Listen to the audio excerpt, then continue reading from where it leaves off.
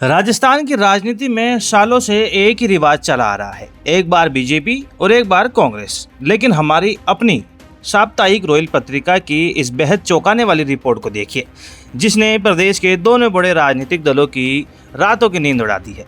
सूबे में विधानसभा चुनाव में अभी करीब 2.5 साल का वक्त बाकी है, लेकिन धरातल पर कुछ युवा और फायर ब्रांड नेताओं की सक्रियता ने एक भयंकर तीसरे मोर्चे की संभावना पैदा कर दी है। हनुमान बेनीवाल, रविंद्र सिंह भाटी, राजकुमार रोत और नरेश मीणा जैसे कद्दावर चेहरे अगर एक साथ आ गए तो राजस्थान का राजनीतिक भूगोल पूरी तरह बदल जाएगा। आखिर इस तीसरे मोर्चे को कामयाब बनाने के लिए क्या है दलित और मुस्लिम वोटरों का असली गणित, चलिए देखते हैं। हमारी इस एक्सक्लूसिव रिपोर्ट में के मुताबिक राजस्थान में भले ही हमेशा से 2 दलीय व्यवस्था रही हो, लेकिन इस बार का समीकरण बिल्कुल अलग है। आरएलपी के राष्ट्रीय अध्यक्ष हनुमान बेनीवाल, बीएपी पार्टी के सांसद राजकुमार रोत, निर्दलीय विधायक रविंद्र सिंह भाटी और मीणा समाज के चर्चित नेता नरेश मीणा की प्रदेश की राजनीति में इस वक्त जबरदस्त सक्रियता है। इन चारों नेताओं की सबसे बड़ी खासियत यह है कि ये सभी युवा है, अपनी जाति और वर्ग में बेहद लोकप्रिय है और बिना किसी भेदभाव के जनता के मुद्दों पर आंदोलन करने की जबरदस्त ताकत रखते हैं। अगर ये सब मिलकर एक ईमानदार गठबंधन बना लेते हैं तो निश्चित रूप से राजस्थान की पारंपरिक राजनीति को हिलाकर रख देंगे।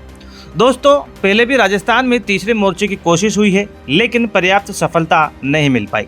लेकिन अगर इस बार ये मोर्चा धरातल पर मजबूत होकर 20 से 25 सीटें भी जीत जाता है तो आगामी सरकार बनाने की चाबी इनके पास होगी, जिससे बीजेपी और कांग्रेस दोनों की मुश्किलें भयंकर रूप से बढ़ जाएगी। अब बात करते हैं इस मोर्चे की सबसे बड़ी चुनौती और ज़रूरत की, जिसे हमारी रिपोर्ट में साफ साफ समझाया गया है। दोस्तों, ये तीसरा मोर्चा सिर्फ बेनीवाल के जाट समाज, राजकुमार रोत के आदिवासी समाज, रविंद्र भाटी के राजपूत समाज या नरेश मीणा के मीणा समाज के भरोसे अकेले दम पर सफल नहीं हो सकता, क्योंकि ये जातियां पूरी तरह इनके साथ नहीं रहने वाली है। इस तीसरे मोर्चे की असली सफलता इस बात पर टिकी है कि इनके साथ प्रदेश का दलित और मुस्लिम वोटर कितनी मजबूती से जुड़ता है। रिपोर्ट के अनुसार मुस्लिम समाज अब कांग्रेस से पहले की तरह पूरी तरह मजबूती से नहीं जुड़ा हुआ है।